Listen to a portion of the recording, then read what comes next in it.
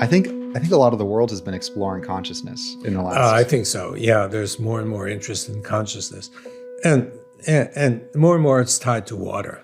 Um, Water's all over the place, and water is discovered on planets, even on stars, and it's got to be because of the ubiquity of water. It can't be as the textbooks describe, merely a background carrier of the more important molecules of life. It's got to be significant. It's got to be important. And we have a lot of evidence that indeed it is important. So this is a kind of recent turn for us. It's not a 180-degree turn, not a complete turn, but we've gotten interested in consciousness and how it applies to water. Well, let me tell you, have you seen or listened? I should say, listen to the telepathy tapes. Have you ever heard of that? I haven't heard of the telepathy tapes. No. Yeah, well, I recommend you listen. It has to do with kids who are autistic. And when they're extremely autistic, they can't speak. But they can think. And they think some of them are really gifted in their ability to think. But they can't speak. So the only communication that they have is telepathic. Now, most people say telepathic, impossible. This will convince you that it's not only possible, but true. So it turns out that after I listened to 3 or 4 episodes and was absolutely convinced, I get an email many weeks after, maybe 10 weeks afterward. And this woman lives near the airport where you landed. And she said, in episode number 10, there's a guy named Noah. He's now 25 years old, and he communicates telepathically, and he's also a gifted healer.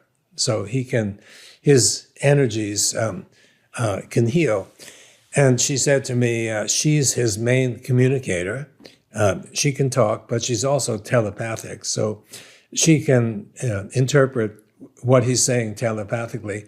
And she said, he wants to meet you. Meet me? Why would he want to meet me? So I asked. She said, well, he's interested, and I'm interested too, in water. And he has his own ideas about EZ water. And I thought, well, this is really interesting because it's not so often that you get to meet a kid who's not a kid anymore, but he's telepathic. So we assembled, Kara, the local woman, and I assembled here on the sofa, and we picked him up on Zoom. He lives in Chicago. And he started talking about his idea about EZ water, and she's listening, interpreting what he has to say telepathically. And she's got an iPad, and she starts drawing on the iPad, listening to what he's saying, quote, unquote. So she draws a circle, she draws an oval, she draws a line, and by the time 10 minutes goes by, she's got a very complicated drawing. She tries to explain it to me, and I couldn't understand it. We had him in the laboratory a couple of times, putting his energy or intention to water. And we found that if we measure the properties of the water before and after, it changes after he imparts his energy. So the water is somehow Connected storing to consciousness. It's absolutely connected, but I mean, there's lots of evidence for that.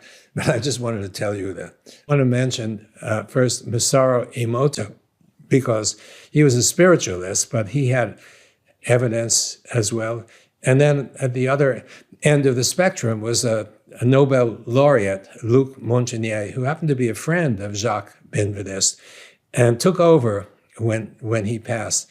So Emoto, I think a lot of people know about him because he published a book about images in water, and the book became a very famous one. So anyway, he was a spiritualist, and he had evidence that if he would direct his energy to water and then freeze the water and then look at the ice crystals in the microscope, if his energy that was directed to the water was positive energy, like I love you or peace or something like this.